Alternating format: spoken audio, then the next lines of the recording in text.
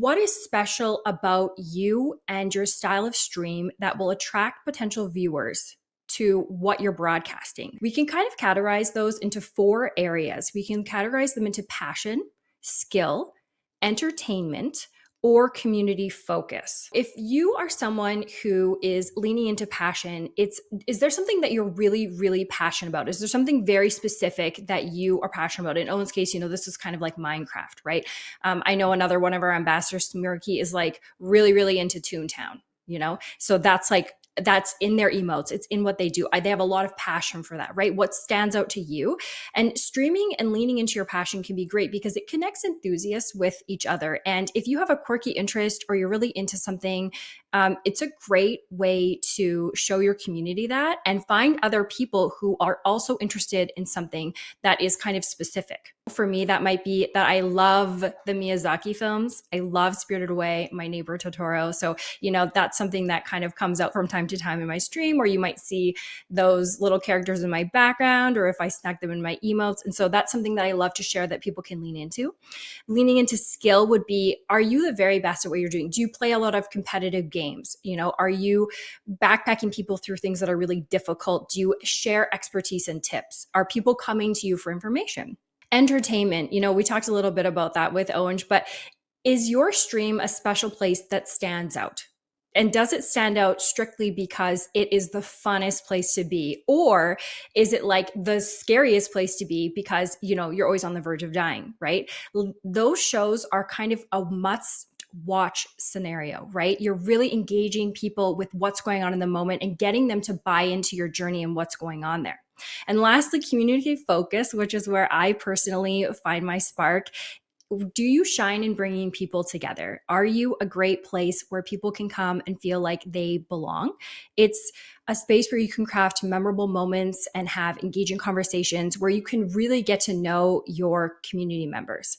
And the one thing that I'll say about each of these identities that you should keep in mind is that your community is going to find you for a reason. And if you are a skilled streamer strictly, and they're used to coming to you to see that skill, or they're used to coming to you for help getting to the lighthouse in Destiny, and suddenly you switch, it can create a bit of a disconnect. So I would encourage you to think about the type of stream that you're curating, and is it what you want to curate? And then I would encourage you to kind of stick with that or lean into that. It doesn't always have to be this in-game, but if you suddenly stop talking to your community and your community focused, it's not going to resonate with them. A good streamer, I think, would take elements of all of those categories. And I think a great streamer excels with intent in individual ones. There are obviously things that you can borrow from entertainment and focus, and no matter what your skill is at the game, sometimes it could be a lack of skill that people find entertaining. But if you go in as a streamer when you're building that identity with intention, then I think you'll excel at whatever that category is.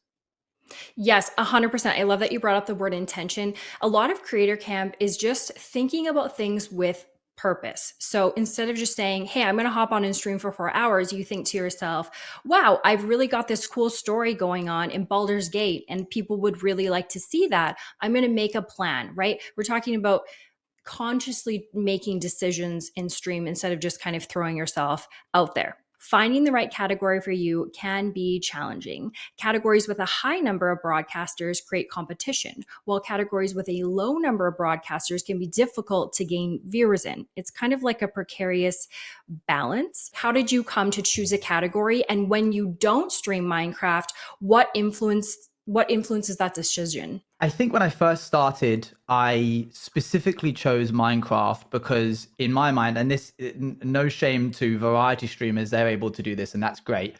But I wanted to create a disconnect between the game that I was playing as Twitch streamer versus the game that I was playing for like relaxation and entertainment. Minecraft will always be the game that I do for content, as well as being something that I enjoy. Sometimes there are weeks when I'm not feeling it as much. But what I don't ever feel as a stress in, because I've built this channel around Minecraft specifically, is if I'm playing a game that I'm really enjoying, the back of my mind isn't going, oh, I should probably be streaming this because it would be like good content. And that way, like just in terms of mental health, I'm able to sort of lay out that separation between work gaming and leisure gaming. Minecraft is obviously a very competitive category. There are a lot of people here. And so going into it, I tried to take hardcore, one of the first series that I did. There was a lot of people doing hardcore streaming, and tried to sort of do a twist on it.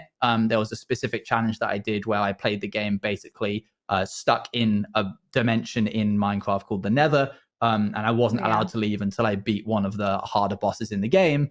And so that kind of gave me something where when people joined, when I was just starting out on streaming, they could be like, okay, this is what I know. It's Minecraft, it's hardcore, but there is an additional element of it that's unique. So whatever category you do end up going into, I think it's worth thinking, what am I bringing that is fresh and unique to this category? I think having a goal or a challenge can really help people buy into the journey of what's going on. You know, what is going on in the game? Are you rebuilding a really cool building in Minecraft, right? Are you trying to make it to Baldur's Gate after running around aimlessly for a year, right? What is the overarching goal? That can definitely help people be a part of your journey. I'd also encourage you, if you are not sure about the category that you'd like to explore, the analytics section on your Twitch dashboard can give you some insight into that, including the popularity of the category of the time of day. It's very cool. It even shows you what tags are popular in that category, and it can definitely give you some insight if you're feeling like you're unsure or you're stuck in a category. And the other thing that's always been tried and true advice is when you're trying a new category and you've been streaming the same one for a long time, try sticking that at the end of your stream. Welcome on everyone in, pick up where you usually are and then move into something new instead of just throwing everyone in there and it being, kind of like a harsh transition. It can really help smooth things over.